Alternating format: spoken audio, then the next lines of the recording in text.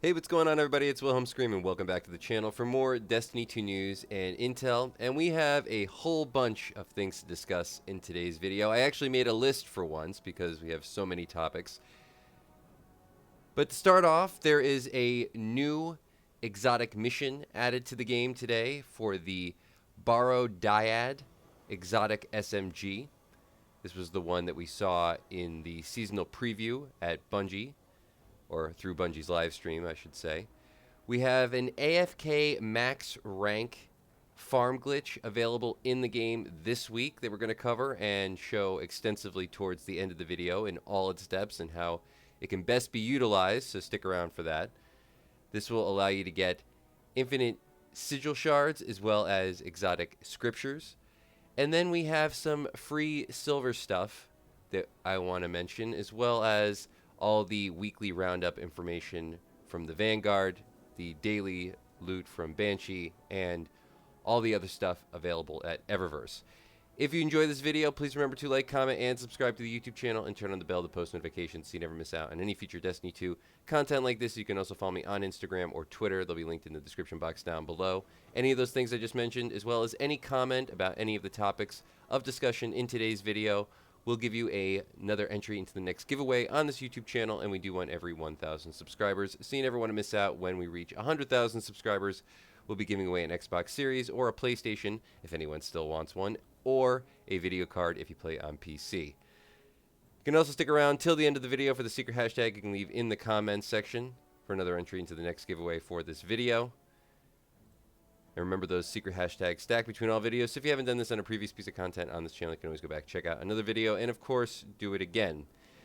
So to start off, for the exotic mission for the BARROW DYAD exotic SMG, there's going to be a little bit of a preamble. I actually have not done all the prep for this exotic mission, but it will eventually send you into the Nether Explorer. I would suggest going in on a singular character, because for some reason, if you go in a group, not everybody will actually be able to load into the checkpoint, which will be available right here. If you pull out your ghost, you'll normally see, if you're up to the point where this is available, a little bridge that brings you up to a blight, which should be located right there. You will jump into the blight.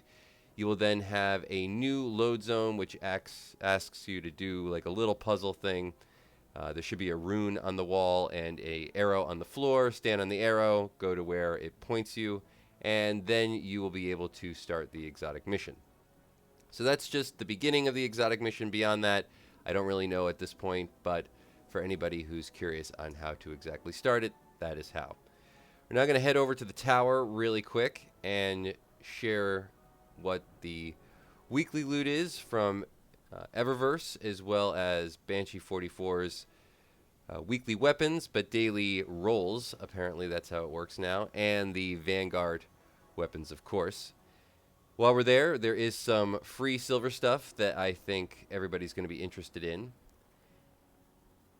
And while we load into the tower really quick, we'll just take a cruise around the Destiny directory really fast. We have the Ghost in the Deep dungeon this week, as well as King's Fall raid and the Operation Seraph Shield as the exotic mission. Over on Savathun'S Throne World, we have the new dungeon, of course, the Sundered Doctrine, which I believe is now available in its heroic version.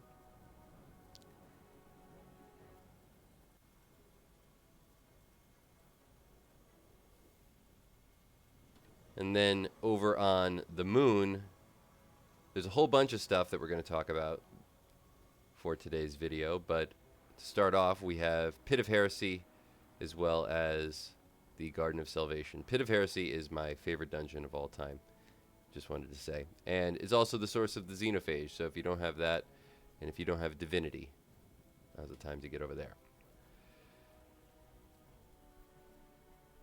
Hopefully we've loaded into the tower in the time I've taken to talk about those things. Apparently not. Come on, Bungie, don't let me down.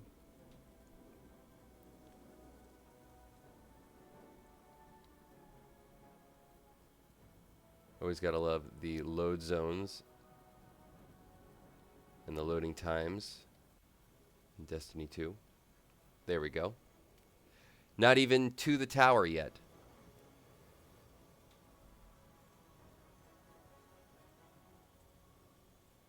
Finally, we've made it.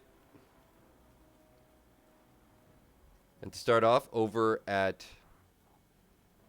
Eververse, we have this free silver consumable. Now, this is a visual effect, which will apparently be applied to your character for the next 24 hours. But if it's not for free, don't buy it. It should be available. And I guess it can only be worn for 24 hours, though you should be able to rebuff it somehow. I'm not totally sure exactly how it works, but let's put it on. We also have a Helo Clip Extractor. Removes active Helo Clip effects. So I guess this is a new effect. Kind of wish I hadn't applied it, because it's sort of, well, it's not really my thing. Doesn't really go with my aesthetic. But in any case, there's that available for free. We also have the Stormweaver exotic ship. Very Strand themed ship. All of this stuff, which I'm sure most people don't care about. Although I will say this is a very cool shader. Over for the Bright Dust page, we have the Venus Flytrap emote. Kind of fun. We have the Hermetic Hood, which is just a little too much, if you ask me. I mean, what is going on here? Let me know what you think about this particular ornament down below. I mean, it is unique, I have to say, but certainly not my thing. Then we have the Jade Waif with, if it loads, I think a little bit more Strand looking. Of course, it doesn't want to load right now. We have the M3DI Valkyrie ship, which is also pretty cool, and also green. We have the Halcyon Vestige, which also probably doesn't want to load right now because Bungie. Yes, let's hear about Bungie servers in the comments.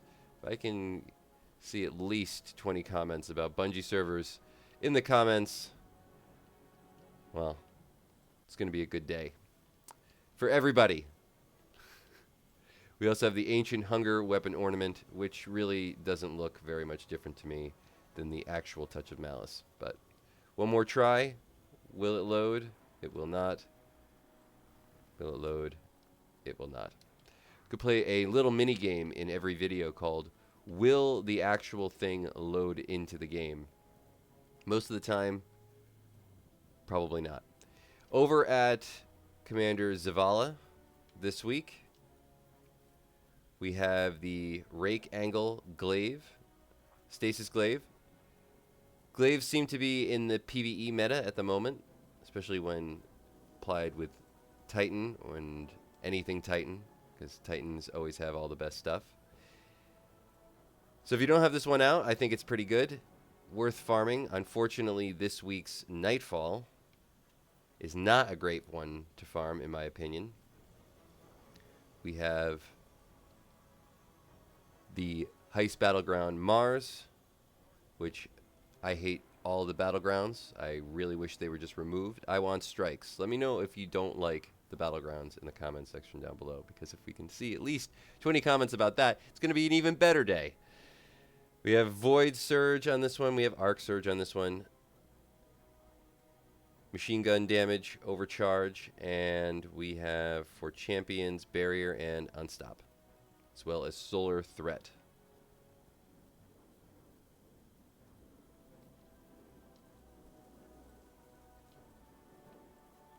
And now finally over at Banshee 44, and that will conclude all the roundup information, and then we will get into the AFK farm glitch.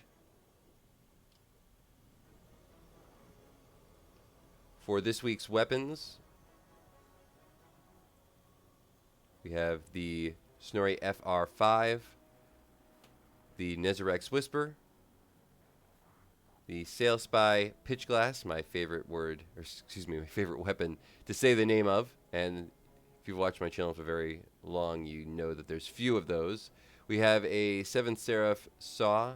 We have the Bad Omens.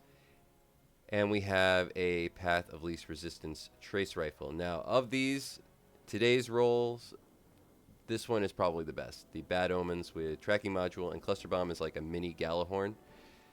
Historically, Tracking Module and Cluster Bomb were hard to get together, and because that's essentially what the Gjallarhorn has on it, though much higher level than just the base perks, this is essentially a mini one of those, so I think it's worth picking up if you're looking for something like that. It is cool to see stuff like Path Least Resistance and all these other things back in the inventory, mostly special and heavy weapons, so that's pretty cool. The Nether's Whisper is also, like I said, glaives are kind of in the meta at the moment. Vorpal is a very good perk. This is a Deepsight activation weapon, so it can be crafted. So is the Path of Least Resistance. And remember, all of these rolls will change within the next 24 hours, though the loot should remain the same.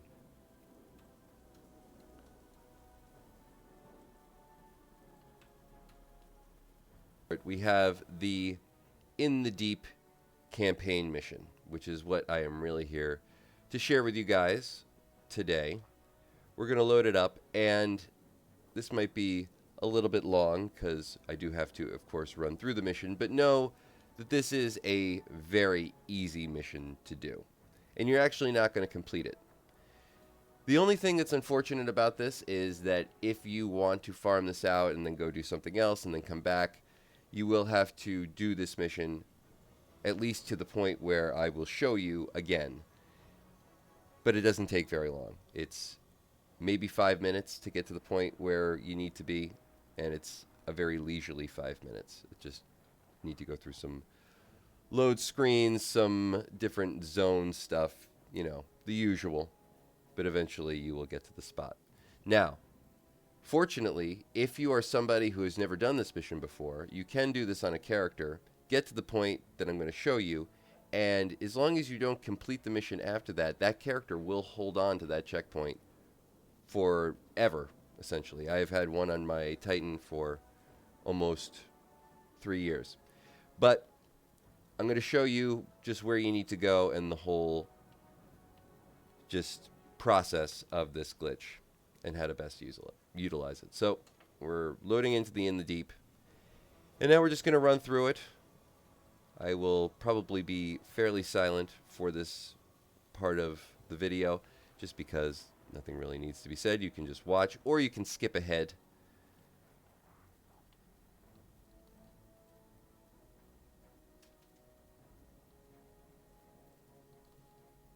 You don't have to deal with any of the enemies in this area. You can just run right through. Quicken this up a little bit. And you will be getting rep from all the enemies that you kill in this area or in the process of this entire mission, but don't really waste time with them because we're really just trying to get to a specific point where you will get as many enemies as you could possibly want.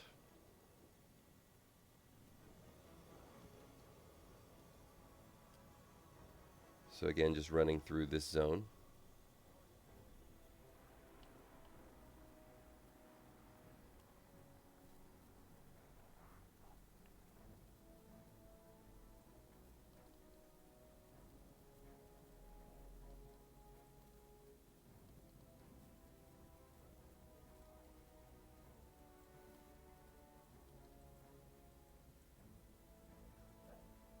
And please be aware, it does get somewhat dark in this area, if you couldn't tell already. So I'll try to be as descriptive as possible when we do get to the area where we're going to be doing this farm, just in case you get a little disoriented. Got to sit on this plate for about a minute. And I would suggest bring a primary weapon that is very low as far as recoil goes, because that's going to come in handy later, because we are going to be doing this farm primarily with our primary weapon, and also maybe bring something that has a good AoE effect on it. So something that maybe works with your subclass. I know I'm using a strand weapon here, and I'm running on arc, but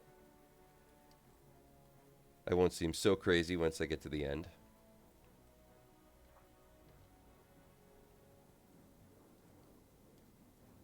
Take out the Shrieker just because they can be a little irritating, though you can run right past them, I believe.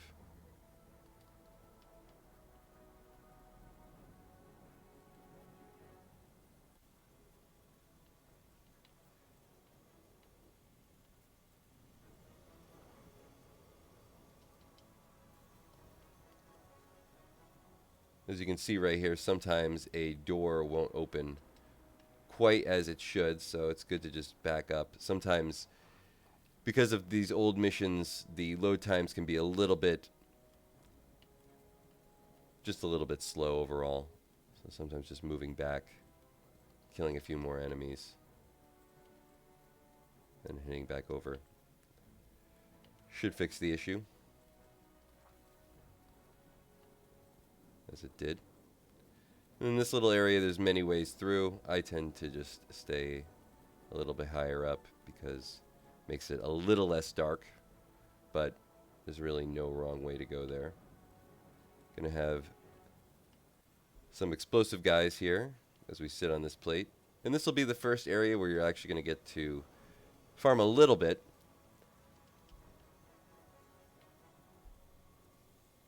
But it's not going to be the major thing. The major thing will still be once we've essentially completed this mission, but we haven't actually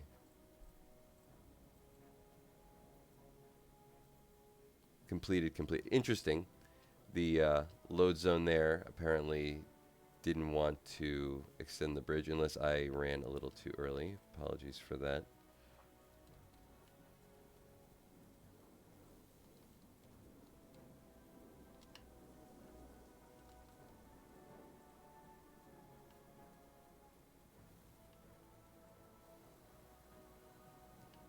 I could have swore I saw the thing light up, but maybe that was just my arc buddy.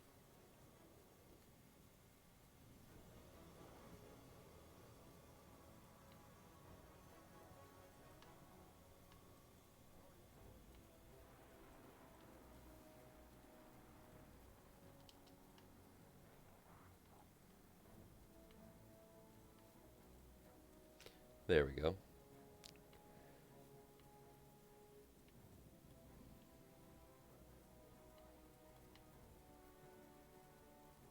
As you can see, we'll start to get a few of these here and there. But again, the major farm will be at the very end.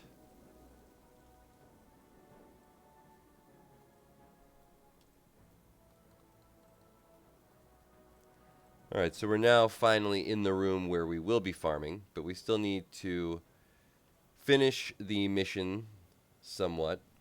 So we have to go and just kill all these wizards, which shouldn't be too hard for most people. They're all very weak.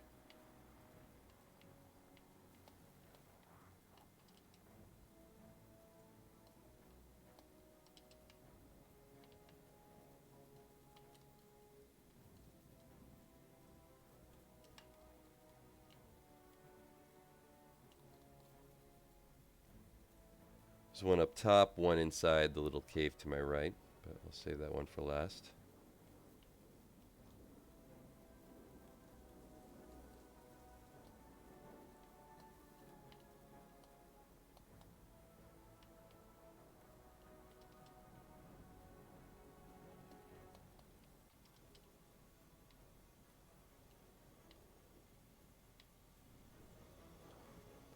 Head in here, and it's very dark in this room, so again, apologies for that. I have a knight over here, I'll take care of him.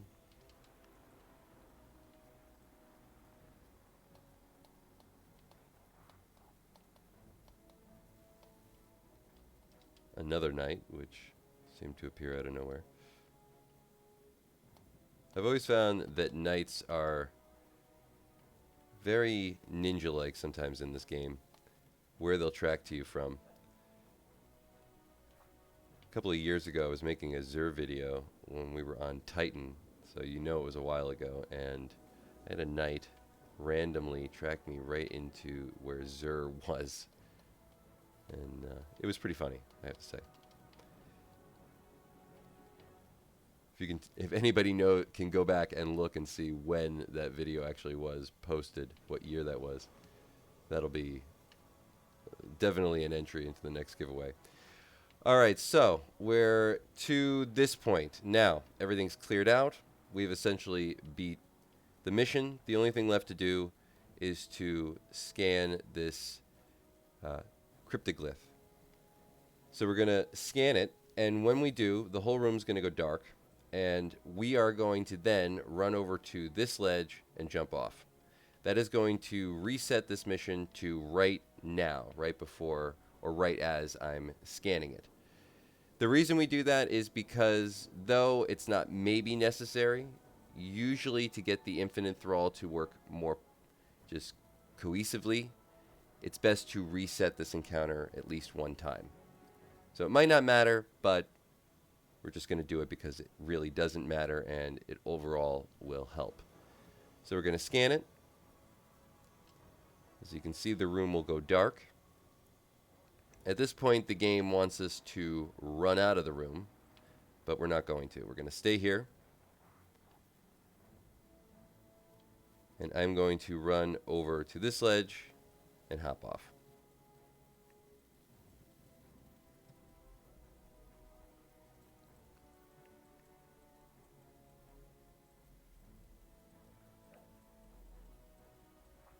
And you'll see we'll load right back in here. Now, from directly where the stairs are, I like to turn around, run over, jump over this block, and onto this block.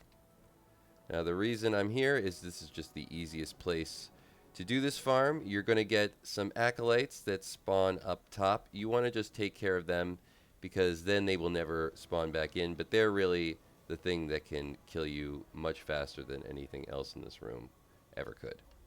Once they're gone, you don't ever have to worry about them again. Now, directly below us, you'll see there is a bunch of thrall starting to spawn around. We're pretty much surrounded. So what we're going to do is now we're going to drop down to this little ledge, sort of directly below us, and just use any ability that's going to give us a shield or our health back. So anything with Devour, anything that is solar. I mean, there's so many different builds that you can do now that will give you a shield or health back or both, that you really don't need to worry about it that much. And the other thing, the reason I would suggest bringing a very low recoil primary weapon that probably plays in well with your subclass or has a great AoE ability is because we're just going to, if we're not using our abilities, just aim directly down at the ground and have auto trigger on in your settings. So basically you can just hold the trigger down and whatever the weapon is, it will completely become full auto. And then just kill thrall and you will farm out tons of rank. Scriptures, exotic scriptures, and sigils. Just like that. Now, this can be done AFK without a macro. Never use a macro because you can get banned for using a macro. And Bungie apparently does watch my YouTube channel because, well, we had a bit of an issue on the last video, which you can go watch if you're curious about. But in any case, this can be done completely without a macro just by sitting here, holding the trigger down. You could maybe put a rubber band around the trigger. That's nothing. You can't really come after somebody for that. This is full auto. This is in the game. So that's just a feature. And then, you know, every once in a while you can use your ability and, yeah, have fun farming. And as you can see, we haven't been here very long. We got a lot of this stuff. And then what I like to do is I just jump up, you know, fire a few grenades around. You know, have fun with it. Do whatever, however you like. But that is going to conclude all the information in today's video. I know this was a long one, folks, but hopefully you found something in the video helpful. I think someone will. Please remember to like, comment, and subscribe to the YouTube channel, and turn on the bell to post notifications so you never miss out on any future Destiny 2 content like this. You can always also follow me on Instagram. It'll be linked in the description box down below. And remember, any of those things also enter you to any future giveaways, as well as any of the comments that I might have talked about or topics of discussion in this video. You can always leave some feedback. Always great to hear your thoughts in the comment section down below. If you've also watched till this point in the video, you can leave a hashtag Heresy or a hashtag The Final Shape or a hashtag, I guess Sundered Doctrine, because that's still the new thing, in the comment section down below for another entry into the next giveaway for this video. And once more, I am Wilhelm Scream. Thanks so much for watching again, and of course, we will see you next time.